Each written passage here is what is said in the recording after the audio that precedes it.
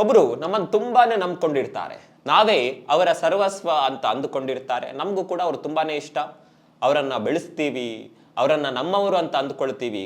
ಆದ್ರೆ ಕೊನೆಗೊಂದು ದಿನ ಕಾರಣವೇ ಇಲ್ಲದೆ ಅವರನ್ನ ನಡು ನೀರಿನಲ್ಲೋ ಅರ್ಧದಲ್ಲೋ ಕೈ ಬಿಟ್ಬಿಡ್ತೀವಿ. ನಮಗೂ ಅವರಿಗೂ ಪರಿಚಯವೇ ಇಲ್ಲ ಅನ್ನುವ ರೀತಿಯಲ್ಲಿ ನಡೆದುಕೊಂಡು ಬಿಡ್ತೀವಿ. ಆ ಸಂದರ್ಭದಲ್ಲಿ ಆ ವ್ಯಕ್ತಿಗೆ ಹೇಗಾಗಬಹುದು ಹೇಳಿ?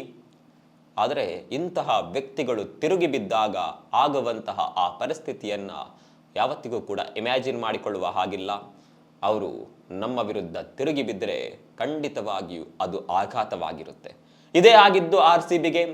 ಸಿರಾಜ್ RCB ಪಾಲಿಗೆ ಅಕ್ಷರಶಃ ವಿಲನ್ ಆಗಿದ್ರು. ಸಿರಾಜ್ ತುಂಬಾ ವರ್ಷಗಳ ಕಾಲ RCBಯ ಮನೆ ಮಗನಂತಿದ್ರು. ಆದರೆ ಈ ಸೀಸನ್ನ ಆಕ್ಷನ್ ನಲ್ಲಿ ಅವರನ್ನ RCB ತಂಡ ರಿಟೈನ್ ಮಾಡಿಕೊಳ್ಳೋದಿಲ್ಲ, ಬಿಟ್ಟು ಬಿಡುತ್ತೆ.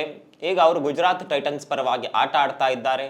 ಸಿರಾಜ್ಗೂ ಕೂಡ ಅವತ್ತು ಆಘಾತ ಆಗಿತ್ತು. ತುಂಬಾ ವರ್ಷಗಳ ಕಾಲ ಆಡಿದಂತಹ ತಂಡವನ್ನ ಬಿಟ್ಟು ಹೋಗೋದು ಹೇಗೆ, ಈ ಸಂದರ್ಭದಲ್ಲಿ ನನ್ನನ್ನ ಆಯ್ಕೆ ಮಾಡಿಕೊಳ್ಳಿಲ್ವಲ್ಲ ಅನ್ನುವಂಥ ಬೇಸರ ಇತ್ತು. ಆ ಬೇಸರವನ್ನ ಬೌಲಿಂಗ್ ಮೂಲಕ ಈಗ ತೋರಿಸಿದ್ದಾರೆ. RCB ವಿರುದ್ಧದ ಮ್ಯಾಚ್ನಲ್ಲಿ 3 ವಿಕೆಟ್ಗಳನ್ನು ತೆಗೆದು ಗುಜರಾತ್ ಟೈಟನ್ಸ್ ಪಾಲಿಗೆ ಹೀರೋ ಆಗಿದ್ದಾರೆ.